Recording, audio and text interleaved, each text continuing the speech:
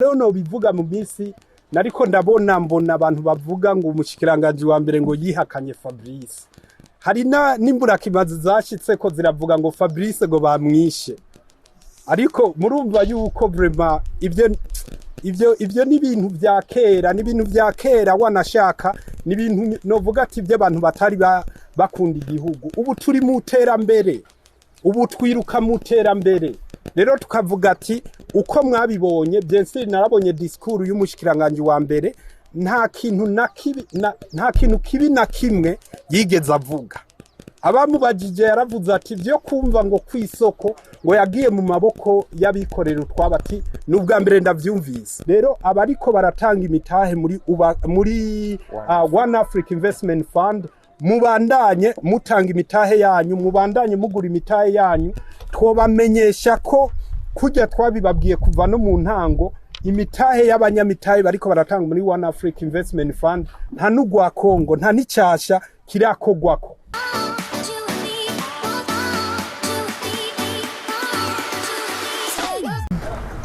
Je nitwa FABLICE Manirakiza. Nkuko musanzwe munzi abatari bake banzi mu bikogwa bya Ubaka Nation Group, cyane cyane mu kubaka igihugu cyacu cy'u Burundi. Rero uno munsi tukaba turi ngaha mu nzira yo gushira ku mugaragaro umugambi wacu ukomeye ushushe twise Fab Homes to Airport wo kubaka amazu ya kijambere. Rero imbere yuko ndandira mbanza ndababwira abo turi kumwe ngaha. Ngaha turi kumwe na Mr. Ephraim ariwe Directeur General wa Ubaka Nation Group. Turi kumwe na senior engineer Mr. Engineer Vincent Kakunz ari ajejwe coordination y'ama project yacu muri Ubaka Nation Group. Turi kumwe na senior engineer Eliezer ajejwe engineering and architect muri Ubaka Nation Group. Tukaba turi kumwe na Mr. Flora ariwe ajejwe sales canke customer service. Now jewe kubganje muri Ubaka Nation Group sanzwe ndi chairperson wa conseil d'administration, muga mu bikogwa vya misi yose vya Ubaka Nation Group nkabanjejwe ama project mu yandi majambo mu directeur w'ama project. Nico gituma keshi byose ari genda bibazwa, muga nanje nkatanga raporo ku murongozi Mr. Ephraim ngaha. Rero uno munsi uko tugiye kuganira, tugiye kubashikiriza imvo n'imvano y'uwo mugambi wa Fab Homes to Airport. Hanyuma turaza no kuba imvo n'imvano y'uwo mugambi wa Fab Homes to Airport. Hanyuma turaza no kubashikiriza rero update y'ibikogwa by'isoko rikuru rya Bujumbura ariyo Buja City Plaza. Rero mudukundiye kugira dutangure kuri iyi project. Aha mubona turi muri Miroir ku minoti 3 gusa uvuye ku kibuga c'indege, iminoti ya 10 uvuye muri ville. Hanyuma ni kubarabara rikuru rya RN5 canke RN5. Akaba ariho tugiye kubaka ikindi gisagara c'Agakura. Ngira mwaragiye murabibona mu bikorwa byacu bya misi yose, twarubatse gisagara bitandukanye cyane cyane ngaha muri Miroir. Hariho n'ibyo twagiye turabashikiriza murabizi bya Fab Homes ya mbere. Ubu hari amazu y'Agakura turiko turubaka muri Kabezi ya Lake View Paradise Estate. Hari amazu y'Agakura turiko turubaka ku mashugwe yo twise ku mashugwe homes n'ibindi. Now vision na mission ya Ubaka Nation Group mu majambo make turiko turubaka Burundi. Turiko turubaka Burundi, nico twiyemeje. Nimba ari ikintu dushigikira, turabambere mu gushigikira ni imbono y'umukuru w'igihugu ya vision yo mu 2040 n'2060. Twiyemeje kuba bambere bazoronka ikidari cyo kwerekana ku by'ukuri ko twumvise iyo vision kandi turiko turayikorerako. Rero ibi bikogwa byose mugenda murabibona ni contribution y'iyo vision abana b'u Burundi twifuza kuziberamwo. Tweho turanabiryosha muri Ubaka Nation Group, tugakora turabajene. Aha umukurambere dufise cyane cyane ni engineer Vincent, niwe keshi no kuduhanura nayo ubundi turabajene biyemeje kwiyandikira amateka yacu. Ico ndagisubiramwo, turabajene biyemeje kwiyandikira amateka yacu. Nico gituma ivyo dukora byose tubikorana inguvu zacu zose.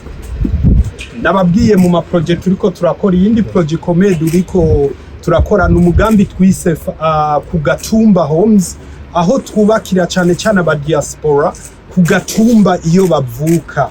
Turamaze kubaka imuyinga, turiko turubaka mu Cankuzo, turiko turubaka iburura aho bita Matana, turiko turubaka n'ahandi henshi, aho tugerageza kubaka inzu izimbutse cyane mu kibanza cy'uwo muntu. Rero biva kuri baba diaspora bene wacu usanga yo tuje turonka amahirwe yo kuja kuraba abavyeyi bacu, mugabo at the end of the day ugasanga ni ngombwa ko tuja mu hotel kugira turonke vyangombwa byose twatwipfuje. Tukavuga ati rero ihibambewe reka tubafashe aho nyene ku Gatumba dushobore kwishikirayo, hanyuma dushobore kubafasha kububakira inzu ijanye na environment yaho nyene izimbutse. Rero uwo mugambi kuba diaspora bene wacu, ku barundi bene wacu bari ngaha bipfuza kubaka ku Gatumba, ubaka Nation Group yabazaniye inyishu muzovyibonera. Iyindi projet nkuko twababwiye tuza kurandira ko ni projet yo kubaka isoko rikuru rya Bujumbura. Mwese muraza aho tugeze ku ntambwe nziza cyane, ivyo turaza kubigarukako. Turiko turabandanya rero tuvuze specifically kuri ubu mugambi wa Fab Homes to Airport. Nkuko twari twabibabwiye, n'umugambi w'agakura ugiye kuzana novuga ati akabijya mu bikorwa dusanzwe dukora. N'umugambi munini cyane uri muri valere y'amafaranga y'amarundi yaba miliyaridi 50 z'amarundi, kandi mukaba mubona neza ku bikorwa twabitanguye. Aba engineer baraza kubasigurira ibitari bike kuri ivyo. Ni umugambi w'amazu w'ikigwati twise gated community, canke iri mu bwoko bw'ama gated community, uzobugizwe n'inzu zababa 80 zirenga 87. Aha twovuga ama villa twise ama premium villas abarimwo piscine, uvuga ati abari inzu kuvyukuri iri mu kibanza kinini ya kirenga R5. Hanyuma hakabamwo n'ama VVIP amazu arenga 20. Tukaba dufise n'ama VIP ashika kuri 3. Turafise ayo twita ama semi detached ane canke mu bundi bwoko bita amajimere. Turafise ama town homes 10. Ama town homes muri ya mazu duheruka gushikiriza muri miriware, mwaravyiboneye amazu yakunzwe cyane. Turafise n'ama apartment arenga 50.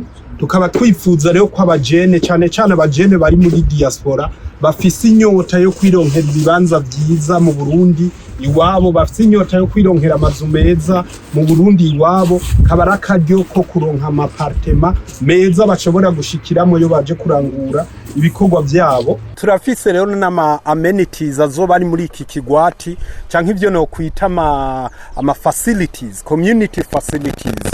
Hari ico twita club house, aho abari muri iki kigwati bashobora kugira amanama canke bashobora kugira amamanza. Turafise ama piscine commune azoba ari kuri izoba ari piscine ya bose. Turafisemwo gym tonic abantu bashobora kwinonorera imitsi. Turafisemwo akabara abantu bashobora guteramira canke kurabira umupira canke kwakirira abagenzi babo. Turafise n'ama alimentation. Rero nkuko mwagiye murabibona ni kibanza kiza cyane kiri kubarabara rikuru rija ku kibuga c'indege. Ni minota 3 gusa kugira ushike ku kibuga c'indege. Ikitibagiwe n'imisozi ya Bujumbura n'umuji wa Bujumbura, urabona kuri ngaha wibere muri Bazi yawe byose uzoza urabibona. Ndabibutse ko uri ngaha n'indege yigurutse nkeka nabawuge urabapepe yukababwira ati bayi. Urumva rero ko ari ibintu byiza cyane. Nayo ikitibagiwe cyo n'umutekano ngaha muri Fab Homes to Airport. Nkuko mubibona twarahejeje kuhaklotira uruzitiro rwose twararushizeho.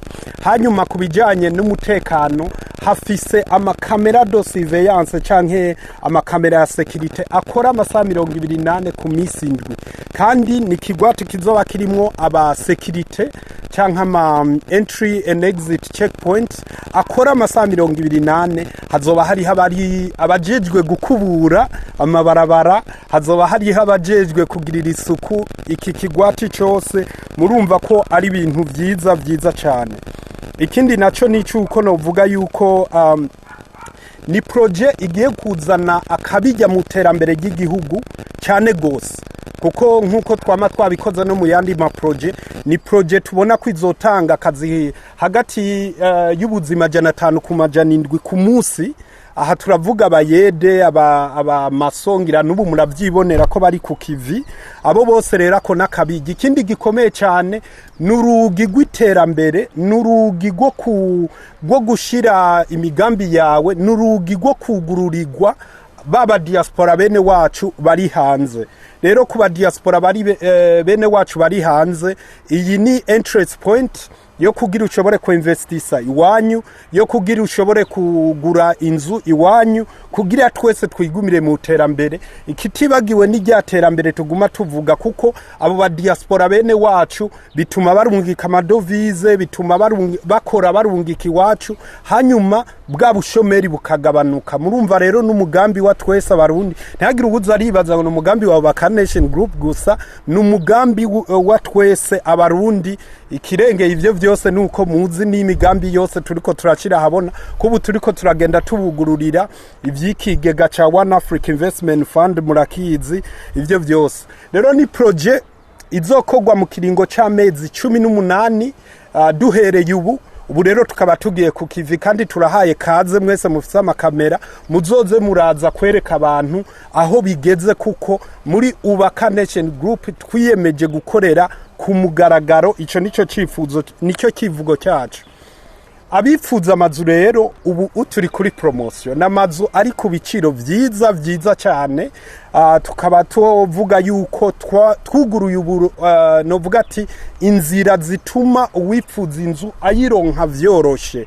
Umuntu arashobora kuriha amafaranga y'amakashi kandi akacaronka discount nziza, canke akagenda arayiriha buke mu mezi 12 akabarose naho akaronka ko discount nziza, canke tukamufasha kugira aronke ideni muri banke, kugira aronke ico twita mortgage loan. Mu mabanke dukorana cyane banke ya CRDB.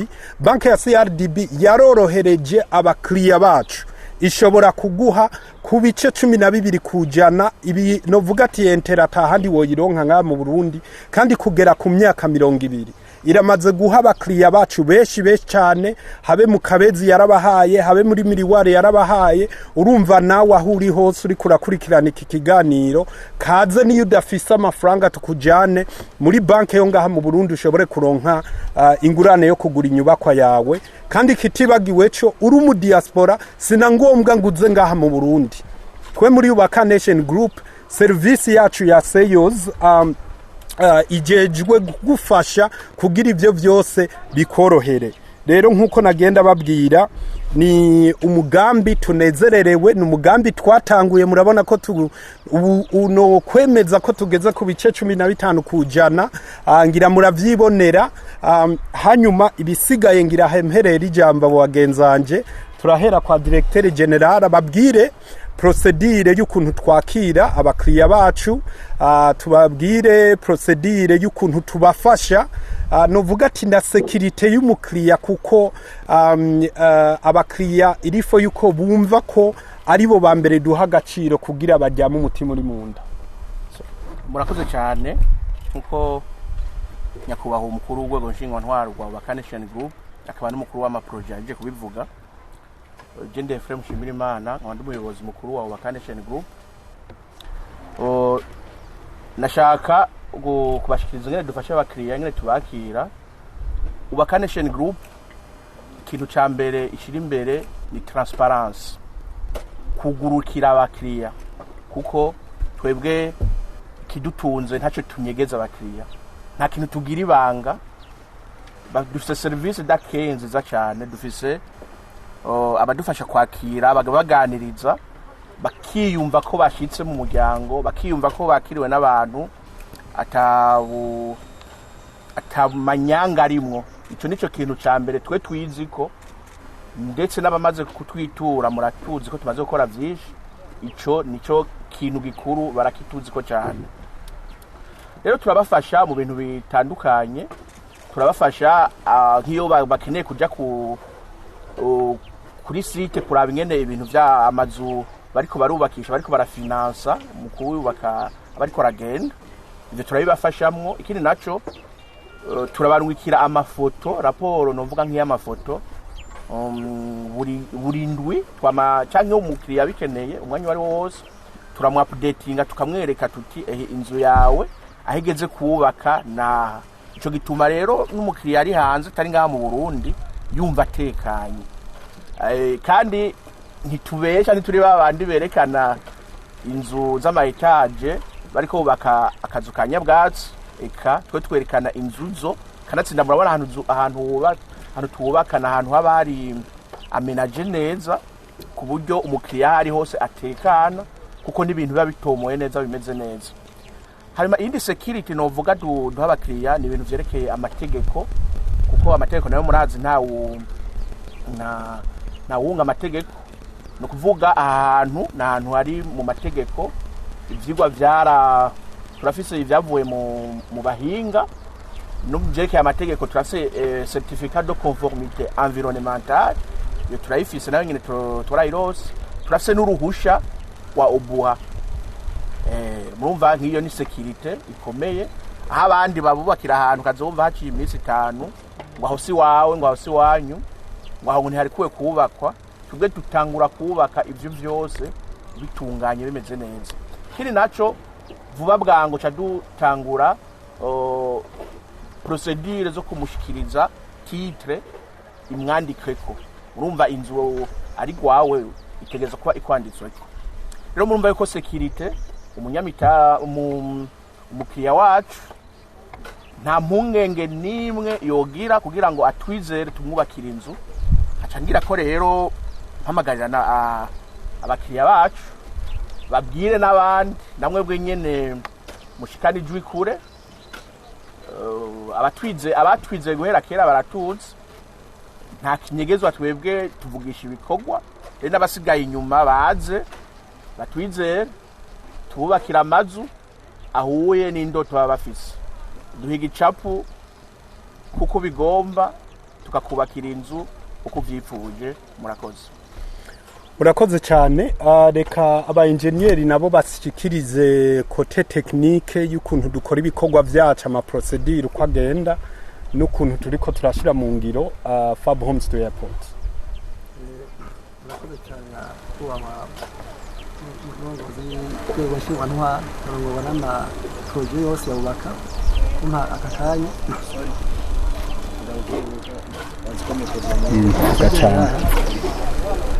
mvuge cyane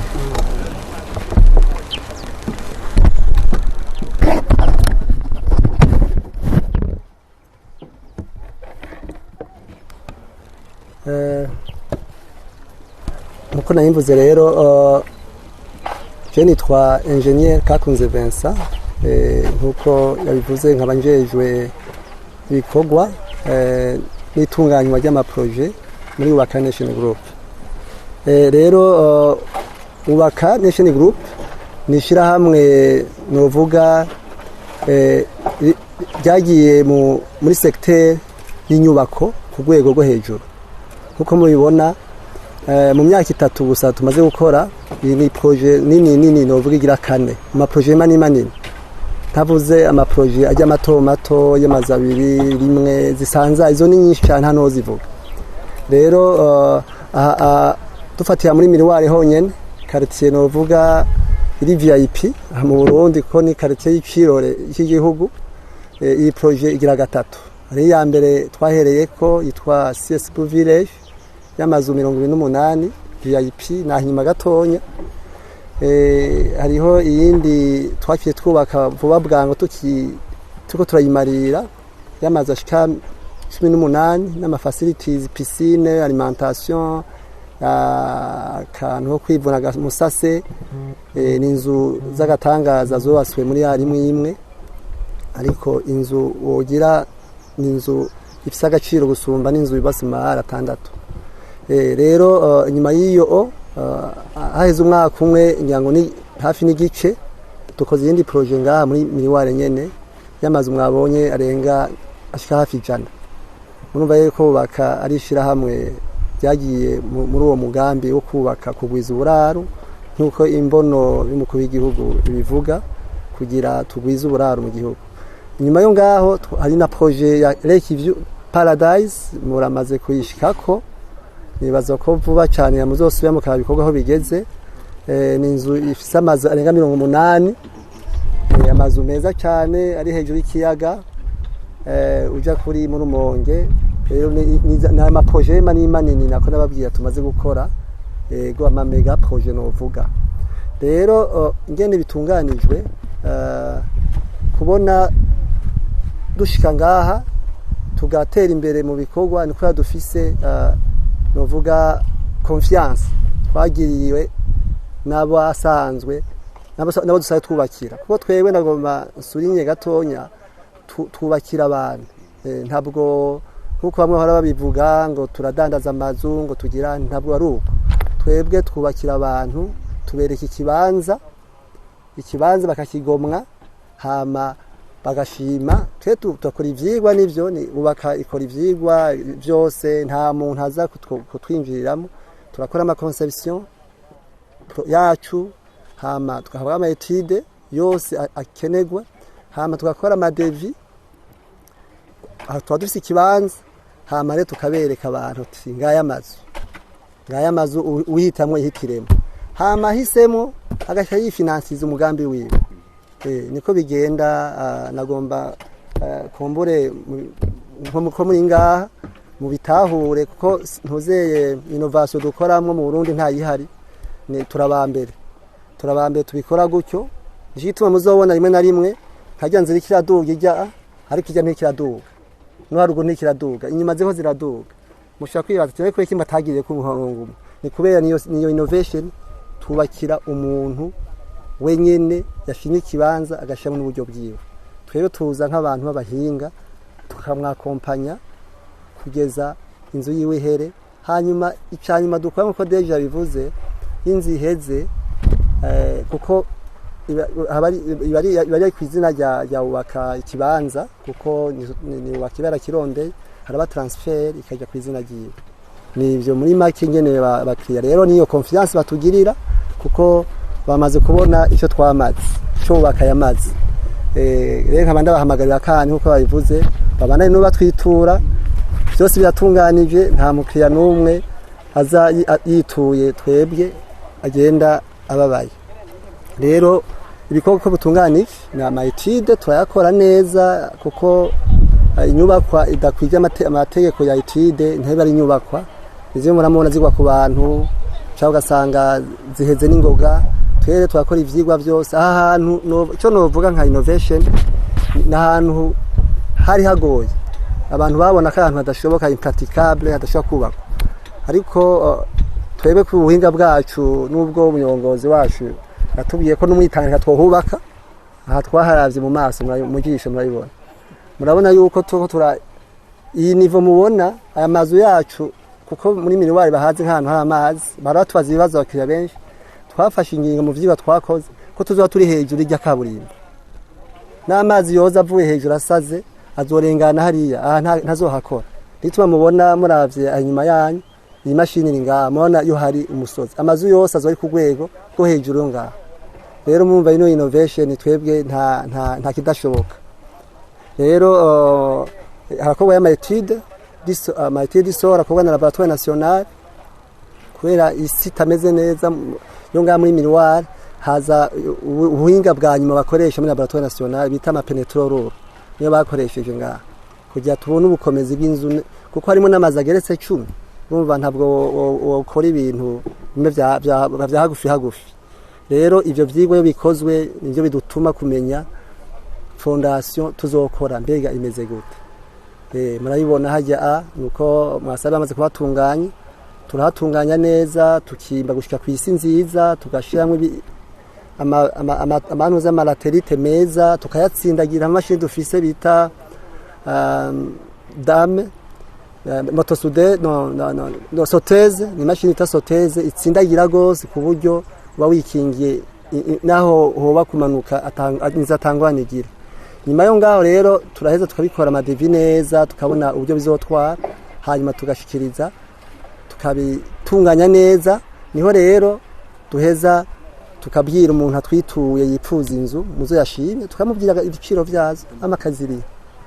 Rero iyindi cigwa dukora twakoze ni ikintu ca étude d'impact environnemental nkuko bayivuze, kuko mu twebwe nk'ishirahamwe professionnel y'ahantu hamaze kungana gutya hegitari imwe zibiri zirenga, ivyo vyigwa turabikora tukerekana ko amazi atankora azoteza, tukerekana evacuation vyose iyo tuzotwara ibivu byose kabitunganya, tukavugamo n'ingene abakozi tuzobafata muri sécurité yabo kugira kandi ikintu novuga amashantier yose yacu abari assuré par la banque dans les assurances, abari assuré no komereka no girane assurance yahira mumenye. Rero ico ni ikintu novuga dukora cyane. Ikindi dukora mu mategeko, dukora mu mategeko ntushobora gukora ikigwa gati nk'iki utarondeye ibisabwa byose.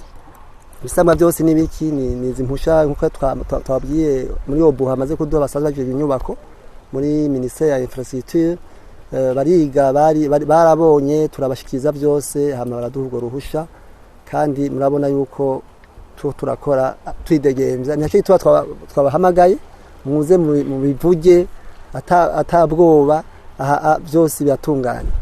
Hama ikindi nkuko kugira ufata icyo kibanza nyene kugira gifate ahitemo n'inzu nukamenya ati mbega barafise impapuro ntagatongo. Rero icyo dayo turakihutira cyane, amaparcelle yose yarafise amatitre. Rero muri ivyo nivyo novuga turakora. Hanyuma inyuma yaho ibindi bikorwa amayetide aheze yose tukamenya nyene inyubako iri, hama mukiriya mwene inzu bakamubwira ibisabwa kugira inzu yiwe itabe kubakwa, tuja mu bikorwa bikaja mu ngira. Rero ntarandiri nagomba ncampa mugenzanje engineer Yeze asanzwe akurikirana cyane ibikorwa byo kuri terrain, aca tubwira nyene bigenda nyene batangura byose kugeza duheze ibikorwa. Murakoze, Imana ibahezagire. Nkuko mwagiye muravyumva byinshi bagenjanze bagiye babivuga, sinshimye kubigarukaho, gusa ngaho iyo turi kuri tere hanini turisunga kuraba karite ibikorwa tuba turiko turakora, tukaraba yuko by'ukuri ivyigwa twakoze biriko birakurikizwa.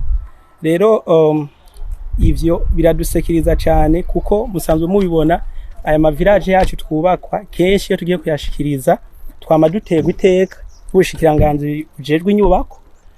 Kenshi iyo turiko turakora ibikorwa nk'ibi kenshi bakunda guca ku matere aho turi gukorera baraba, nuko nabo nyene bamaze kubona yuko ibikorwa dukora by'ukuri aba ari ibikorwa bikwije amategeko. Mwana shima nk'ubu ivyigwa bijanye no gupima ubutaka ngaha amayetide diso tuyakorerwa n'ibiro bijejwe kubikora, iyi obuha muri obuha ministeri ijejwe gupima ubutaka, baraduha amarezita yo ngaha tukabona uko ameze, tukabona isi uko imeze, hama natwe tugaca tugira ivyigwa nkuko yagiye bivuga, hama tukadopta technique de construction, technique dushobora gukoresha bivanye nitere tuba turiko turakorerako, kuko amatere yose ntituyakora kimwe. Itere yose igira ivyigwa vyayo, ikagira nuko ishobora gutunganya. Rero nkuko yabivuze, nibaza yuko mu kiringo bagiye bababwira vuba iyi village izobishajije, izobisa neza, kandi natwebwe azobara akanyamuneza kuri twebwe kubona n'ubyukuri turiko turakontribuwa muri vision ya 2040 2060. Nico nokongerako. Plaza umeze neza cyane, ugeze ahantu heza cyane. Aha twababwira ko nkuko mwabibonye kuva no mu ntango twara viability kibanza, twarateguye neza ikibanza. Ubu hageze rero yuko tugira dutangure faze ya mbere. Mwibuke neza ko leta yari yaduhaye amasezerano ya mbere yo kugira dutegura ikibanza, twongere twerekane ko tubishoboye. Tubishoboye mu buryo bwa tekinike, kandi tubishoboye mu buryo bwo kwegeranya amafaranga yo kubikora. Rero icyo gihe twarakizeho ikigega c'abarundi twese twise One Africa Investment Fund, kandi icyo kigega kibandanya cyuguruye kugeza iyi saha, abifuza babandanya bashiramwe imitahe yabo. Rero icyo kigega tufise umunezero udasanzwe kuko giheruka kwemegwa n'amategeko jejwe ibigega novuga ati uburenganzira butangwa n'igisata kijejwe kugwa gukingira imitahe y'abanyamitahe bita IRMC, Autorité de marché Autorité de régulation du marché des capitaux. Rero duheruka kuronka uruhusha, Imana ishimwe cyane, twararose n'uruhusha rwishira hamwe rijejwe kugera ayo mafaranga, kugera ico kigega ariyo bita African Dream Assets, nayo yararose uruhusha. Rero Imana ishimwe cyane kuri ico cyambere. Tugarutse rero kuri Buja City Plaza, inyuma y'ivyo byose leta yari yabanje duha amezi 6. Rero amezi 5 aheze twari twamaze kuyemeza, yari yamaze kwemera. Hanyuma icyo gihe tuca turaronka uruhusha kwigenekerezo ya 2026 ruhuhuma 2025 rutanzwe n'inama shikiranganji yagizwe n'umukuru w'igihugu. Iyo nama shikiranganji ikaba yaraduhaye uruhusha rwo gutangura kubaka faze ya mbere. Mugabe iyo nama shikiranganji cisaba ko tugiranira amasezerano ya kabiri n'ubushikiranganji bijejwe, aha twovuga ubushikiranganji bujejwe inyubako. Ayo masezerano rero turamaze ikiringo gishika ukwezi turiko turayanegosia, kuko n'amasezerano ari mu kintu bita PPP, partnerie ya private public. Mu bisanzwe muribuka ko turiko turashikiriza igisabo cyo kubaka isoko rikuru rya Bujumbura, n'umukuru w'igihugu yarabivuze ko bizokogwa mu bwoko bwo mu masezerano bita PPP. Rero tumaze ukwezi kose turiko turabinegosia n'ubwo bushikiranganji bivuye ku ruhusha rwatanzwe n'inama shikiranganji yagizwe. Hanyuma ubushikiranganji bw'inyubako twari kumwe nabo muri ARCP bajejwe kuraba amakontra ya PPP ko yubatse neza, ko aba investisseurs bariko barubahirizwa, ko leta iriko irubahirizwa. Ico gihe twari kumwe nabo muri OBR, twongera tuba kumwe nabo muri ADB, ishirahamwe rijejwe korohereza abanyamitahe. Rero ubu icyo gikorwa cyo kubaka ayo masezerano duherutse kugiheza, nta mwanya munini waciye, araciye nk'indwi imwe duhejeje. Ubu rero bica bisubira mu maboko y'abashefu, aha twovuga muri ya nama shikiranganji, kugira niyabona rero biteguye neza ayo masezerano iceri itanga uruhusha rwo kugira asinywe. Iyo niyo ntumbero yatanzwe n'inama shikiranganji ku tariki 26 z'ukwa gatatu mu 2025. Rero umugambi wa Buja City Plaza turavuga yuko tumaze kuronka urwo ruhusha, twiteze vuba bwango tuzoca dukorokera ku bikorwa tugatangura. Rero abariko baratanga imitahe muri One Africa Investment Fund, mubandanye mutanga imitahe yanyu, mubandanye mugura imitahe yanyu.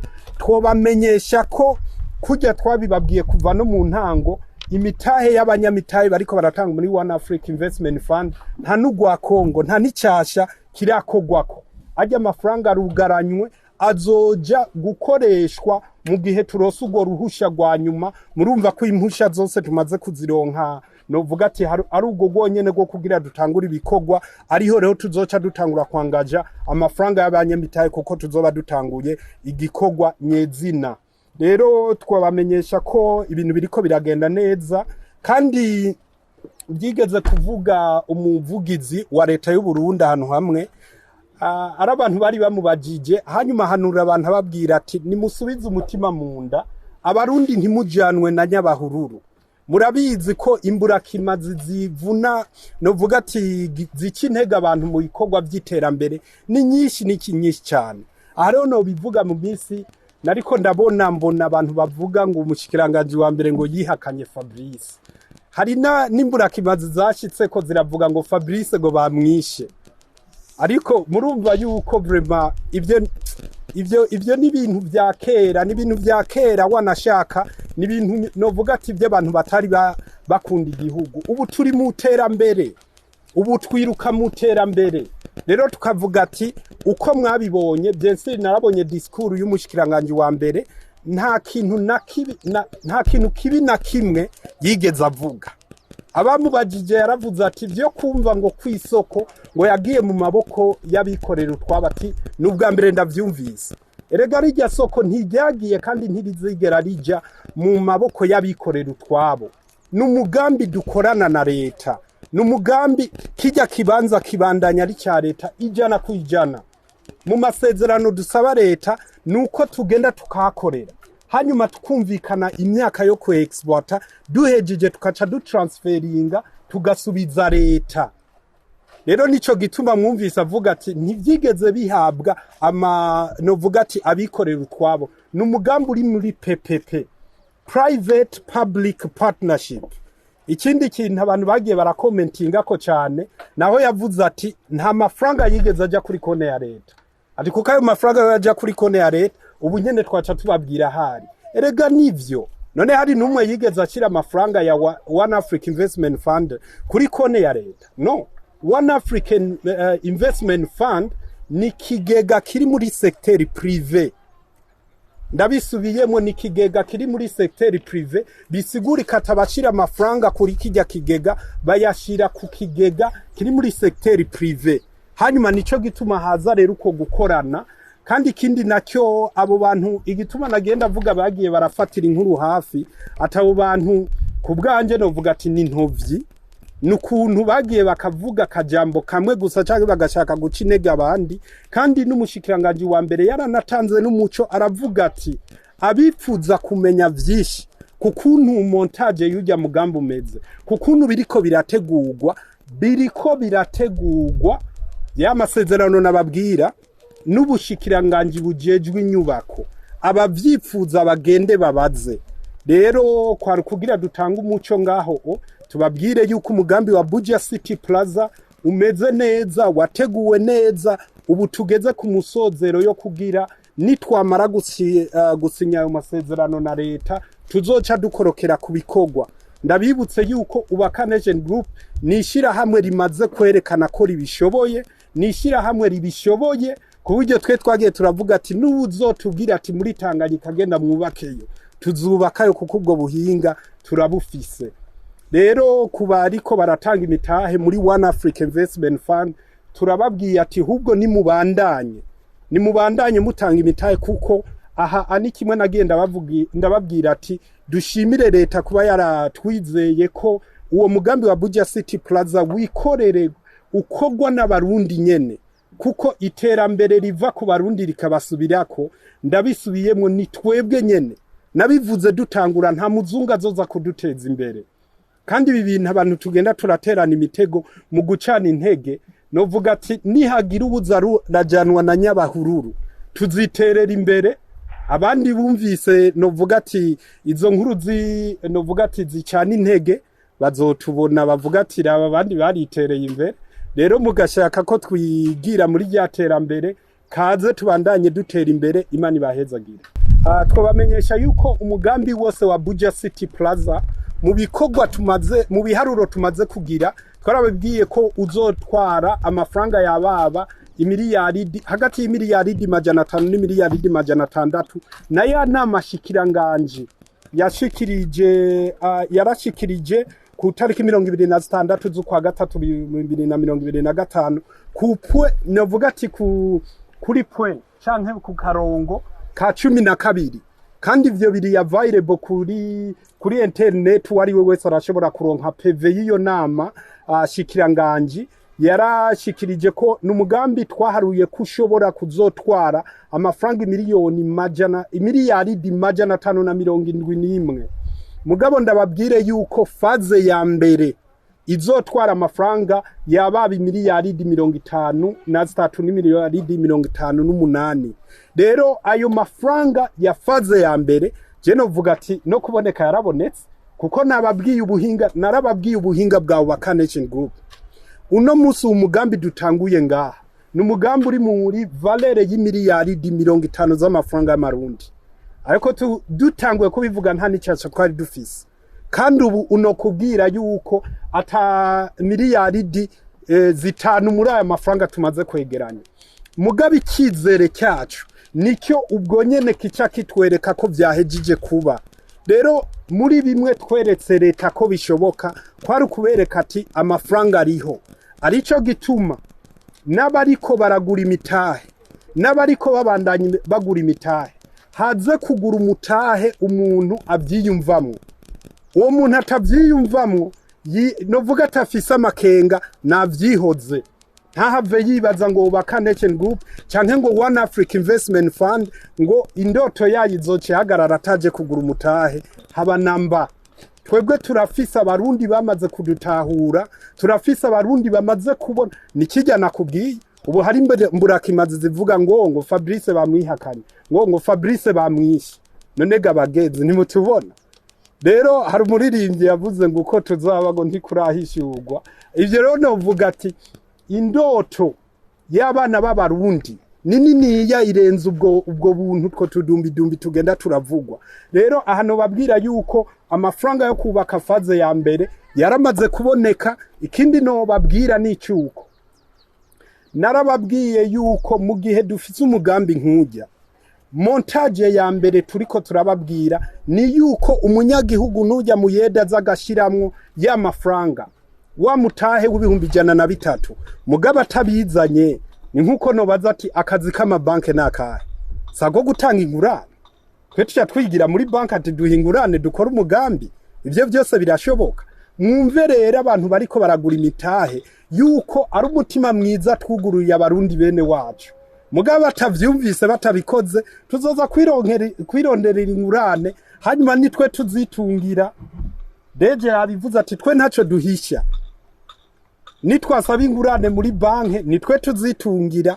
Mugice twakoze kandi twifuza nuko na wa murimyi wa ruguru aronka ayo mahigwe yo kugira ze kugura umutahe.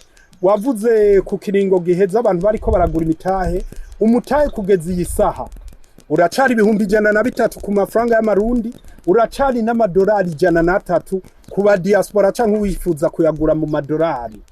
Mugabo narababwiye yuko ikigega kirafise igisata kikigera ico bita fund manager, ari kimwe nababwira bita African Dream Asset. Iyo rero ibigizwe n'abahinga bavyigiye bashoboye kugera ayo mafaranga yacu, kuko na Jeff Fabrice naraguze umutahe.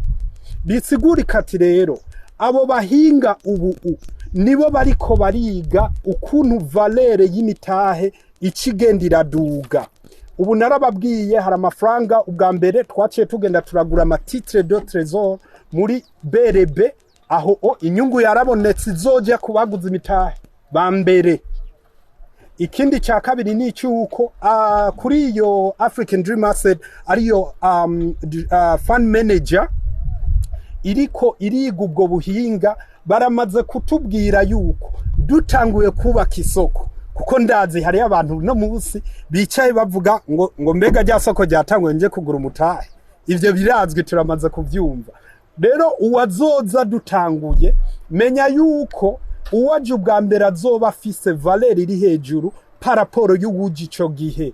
Uwuje rero imbere nuno munsi turiko turabivuga abifuza kugura umutahe ku kiciro cy'umutahe buno munsi banyaruke. Nayo bundi dutanguye kubaka, dutanguye ibikogwa, niho hazoca haza rero muri ya makampanye yo kugira tuje mu ntara zose z'igihugu, twongera tuje muri diaspora kugira abifuza bashobore kunyugwa, kuko n'umugambi w'abarundi twese. Hari uwavuze ngo namahera menshi, ni nkuko nobaza ati twihe exercice twese turaba amafaranga tujya ku munsi, turaba amafaranga dusorora ku munsi, turaba amafaranga duhembwa ku maezine ruguru. Abarundi imiliyoni 5, aho nafashe icya kabiri cy'abarundi, novuga ati cya gato cy'abarundi bose. Abarundi miliyoni 5 dutanze ibihumbi 100 umwe, imiliyaridi 500 zizoba zishitse. None mwumva yuko kwiha gateka kandi kinyungu. Mwibuke ubu n'umugambi uzotangura, novuga ati uzotanga akaryo ko guca dutangura guhembwa. Nababwiye babahinga bari muri fund manager nka twebwe tuwegereye bariko baratwereka inyungu iri muri ibi bintu iteye ubwoba harahiriwe abazoba bamaze kwironkeramwo iyo mitahe. Rero ivyo vyose mu misi iza tumaze gusinya iyo kontra tuzobishira habona kugira umuntu yumva uko